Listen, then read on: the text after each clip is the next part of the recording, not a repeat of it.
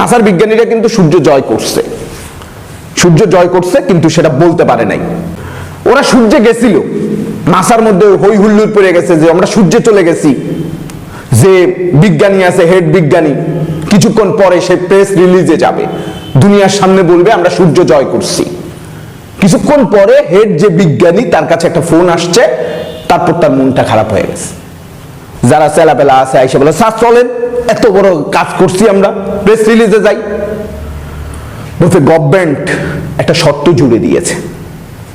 বলছে কি শর্ত জুড়ে দিচ্ছে?